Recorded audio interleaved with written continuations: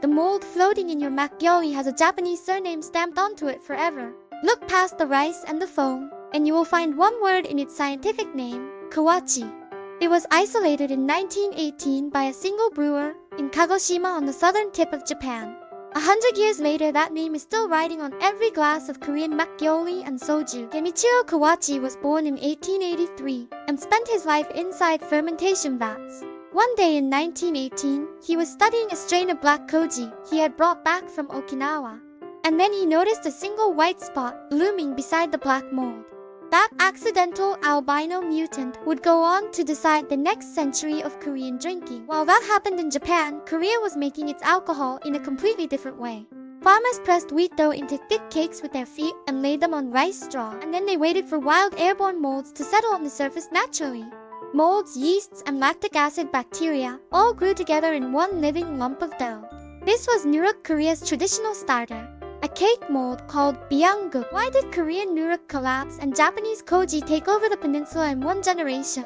The answer is in one detail. Korea used a cake of dough. Japan used loose grains of rice. Korean byanguk lets nature walk in by itself, with molds, yeasts, and bacteria all coexisting. Japanese ebguk does the opposite. A single lab-cultured mold inoculated onto each grain. One is wild and one is controlled. And in the age of industry, control always wins. Both are written with the same Chinese character, but in practice they are opposites. The unraveling began in 1909 under Japan's Resident General Office in Korea. The first weapon was a tax law called jusebok levied on the act of making alcohol. For the first time, a stamp had to be placed on every cup of liquor that was brewed.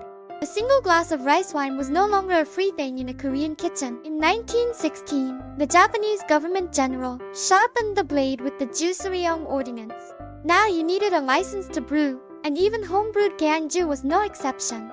The tax on homebrewing was deliberately set higher than on commercial liquor.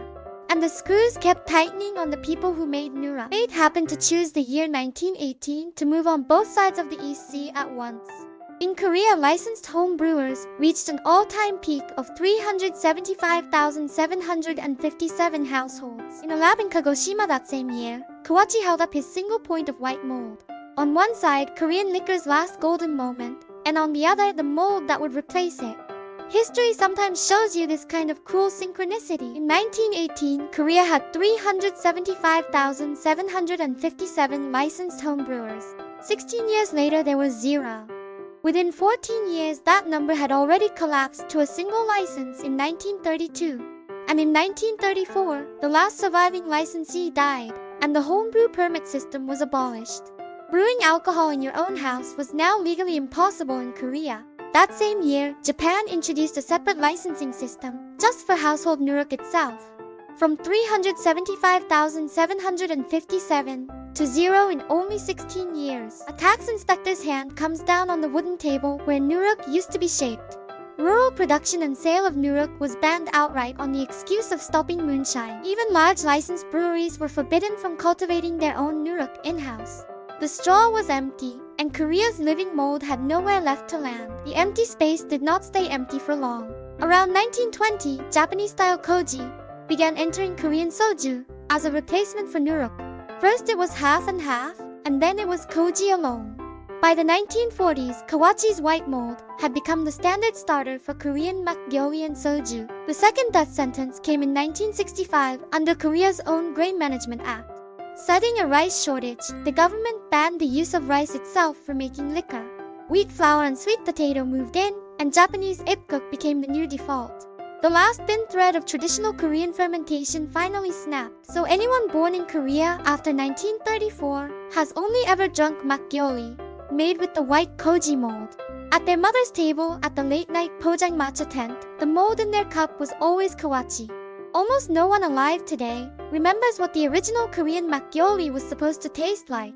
100 years passed, and the country forgot that it had even lost something. While our memory was quietly fading, something else was being carved deeper into the record. On some library shelf inside a Latin catalog, that name was still sitting untouched. Human memory may forget, but the names that taxonomy gives never quite leave us. Once a scientific name is registered, it does not get deleted. As long as the Latin words Aspergillus Kawachii exist, that Japanese surname stays attached to Korean alcohol. As long as the mold itself does not go extinct, that name will ride into the next century with us. And yet there are hands today reaching back toward what was lost. In Andong and in Gyeomjong, Sanseong, a few brewers are again pressing dough into wheat cake, nuruk. A single thread of wild mold is waiting to fall onto the straw once more.